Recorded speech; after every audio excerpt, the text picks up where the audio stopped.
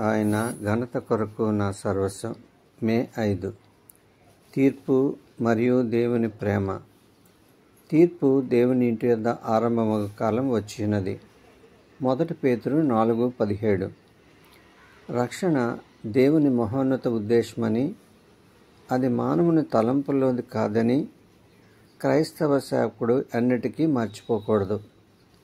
కాబట్టి రక్షణ లోతుల్ని తెలుసుకోవడం మనకు అందని విషయం. రక్షణ దేవుని మహోన్నతమైన ఉద్దేశం కాబట్టి మనం ప్రత్యక్ష జ్ఞానంతో దీన్ని అశాంతం తరిచి తెలుసుకోలేము. మనం రక్షణ పొందామనే నమ్మకం మనకు ఒక ప్రవేశ మార్గం వంటిది. ఇది మన అంతఃకరణలో చైతన్యం కలిగిస్తుంది. తద్వారా మన జీవితంలో ఏ మార్పు జరిగిందో మనం గ్రహించగలం. నీ అనుభవం గురించి ఇతరులకు బోధించుకు. నీ అనుభవం వెనుక ఉన్న దేవుని మహోన్నత ఉద్దేశం గురించి బోధించు.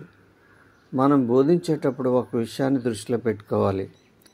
మనుషులు నరకం నుండి ఎలా రక్షించబడాలో బోధించబడడంతో పాటు వాళ్ళు ఎలా పవిత్రమైన నైతిక జీవనాన్ని గడపాలో కూడా బోధిస్తున్నాం. దేవుడు మానవాళికి అనుగ్రహించిన శుభవార్త మనం ప్రకటిస్తున్నాం. యేసుక్రీస్తు బోధల్లో తీర్పు గురించి పలు చోట్ల కనిపిస్తుంది. ఇది మన పట్ల దేవునికి ఉన్న ప్రేమను వ్యక్తపరుస్తుంది. దేవుని దగ్గరకు రావడానికి ఇష్టపడిన వారి పట్ల నీవు సానుభూతి చూపనక్కర్లేదు.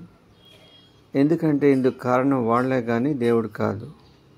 వాళ్ళు దేవుని దగ్గరకు రాకపోవడానికి గల కారణాలను మనం వెతకనక్కర్లేదు. దేవుని ఆత్మ వాళ్ళ హృదయాల్ని తీర్పు గురించి ఒప్పించేలాగా దేవుని సత్యం గురించి బోధించు. దేవుని సత్యం గురించి మనం బోధించినప్పుడు దేవుని ఆత్మ ప్రతి మనిషిని దేవుని దగ్గరకు నడిపిస్తాడు. మన బోధ నిజమైన బోధ అని చెప్పడానికి మనకి ఇదే నిదర్శనం. మనం చేయవలసిన పని యేసు మనకు అప్పగించినప్పుడు ఆయన మనల్ని అందుకు సంసిద్ధులు చేస్తాడు. ఇది సత్యం.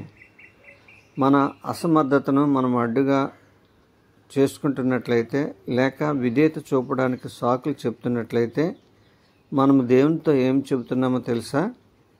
ఆయనకు మన గురించి తెలియదని చెప్తున్నట్టు కనిపిస్తుంది కదా. దేవుని శక్తి చేత మన సొంత ఆలోచనల్ని, మన స్వశక్తిని మనం అంతమొందించాలి. మనలోని బలహీనతలేవో మనం గుర్తించి దేవుని మీద మనం సంపూర్ణంగా ఆధారపడినప్పుడు దేవుడు తన ఆత్మ ద్వారా మనకు అపూర్వమైన శక్తినిస్తాడు.